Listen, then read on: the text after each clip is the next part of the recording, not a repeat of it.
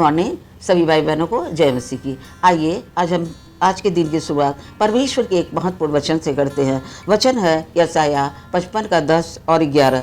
जिस प्रकार से लिखा हुआ वचन में, जिस प्रकार से वर्षा और हिम आकाश से गिरते हैं और वहाँ यूं ही लौट नहीं जाते, वरन भूमि पर पड़कर उपज उग जाते हैं, जिससे बोने वाले को बीज और खाने वाले को रोटी मिलती है, उसी प्रकार से मेरा वचन भी होगा। परमेश्वर कह रहा है उसी प्रकार से मेरा वचन भी होगा जो मेरे मुख से निकलता है, और वह व्यर्थ ठहरकर मेरे पास न लौटेगा, परंतु जो मेरी इच्छा है उसे वह पूरी करेगा, और जिस काम के लिए मैंने उसको भेजा है उसे वह सफल करेगा। यहाँ परमेश्वर का वचन कह रहा है कि जो वचन जिस तरह वो आपको वचन में सबसे पहले परमेश्वर उदाहरण के द्वारा समझा रहा है कि जिस तरह आकाश से जब वर्षा होती है तो भूमि सिंच जाती है, आकाश से जब हिम बर्फ गिरता है तब भूमि सिंच जाती है, और सिंचने के बाद वह भूमि को फलवंत बना देती है और अनाज और फल उगते हैं। तो परमेश्वर कहता है इसी तरह हमारा वचन है, जो वचन परमेश्वर का हम पढ़ते हैं और जिस वचन के द्वारा हम परमेश्वर से बातें करते हैं।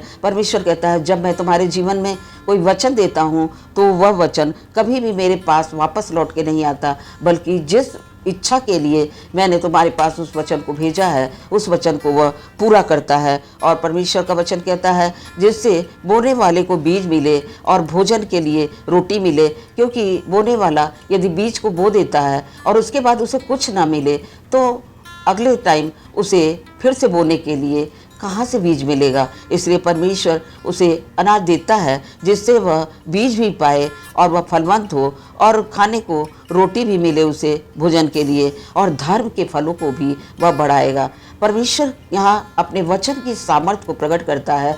हम देखते हैं सृष्टि की रचना परमेश्वर ने अपने वचन की सामर्थ्य से किया। सब कुछ उसने पृथ्वी पर जो कुछ मनुष्य के लिए बनाया सब कुछ उसने अपने वचन की सामर्थ्य से बनाया। यहाँ तक कि परमेश्वर ने आकाश को ताना और आकाश आज भी बिना किसी बेस के खड़ा हुआ है। सृष्टि की जितनी रचनाएं हैं परमेश्वर ने अपने वचन के सामर्थ्य से की है। वचन परमेश्वर ने बोला और वो चीज़ हो गई।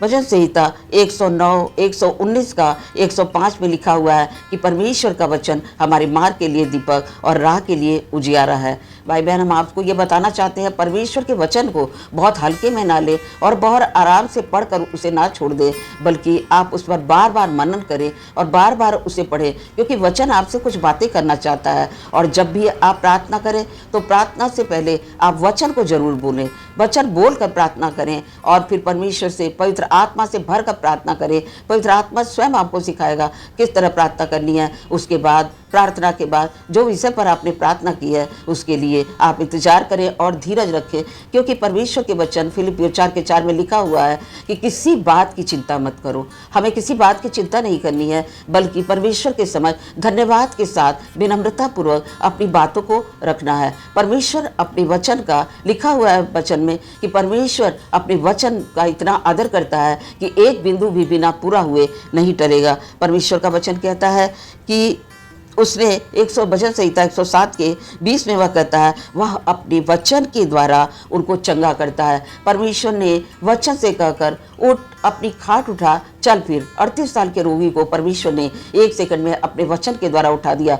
परमेश्वर ने 12 वर्ष की मरी हुई लड़की से कहा उठ, और वह लड़की उठ गई। परमेश्वर ने अपने वचन की सामर्थ्य के द्वारा अंधों को आंखें दी, कोढ़ियों को शुद्ध किया, लंगड़ों को चलना सिखाया। वचन को हमें बहुत हल्के में नहीं लेना है, बल्कि वचन की सामर्थ्य को समझना है, क्योंकि जब हमारे सांसारिक माता पिता हम जब जो कुछ भी उनसे मांगते हैं वो देते हैं। मुझे आज भी याद है जब मैं हाई स्कूल में 1st डिवीज़न पास हुई, मैंने अपने पिता से कहा मुझे घड़ी चाहिए। उन्होंने कहा देंगे, मगर मैं बार बार ये कहती रही जब तक मुझे घड़ी नहीं मिली कि आपने कहा था घड़ी देंगे। उसी तरह आपको वचन के द्वारा परमेश्वर से क्लेम करना है और वचन के द्वारा ही परमेश्वर से अपनी इच्छाओं को, चाहे वो कोई भी कार्य हो, आपको नौकरी मांगनी है, व्यवसाय मांगना है, शादी के लिए, लड़का लड़की के लिए प्रार्थना करना है, चंगाई के लिए प्रार्थना करनी, चाहे कितने से कितने बड़े गड्ढे में क्यों ना गिरे हों, कितने से बड़े कष्ट और तकलीफ में क्यों ना हो, परमेश्वर अपने वचन को सम्मान वचन का करता है। और वह कहता है भजन संहिता 107 के 20 में वह अपने वचन के द्वारा उनको चंगा करता है और जिस गड्ढे में वे पड़े हैं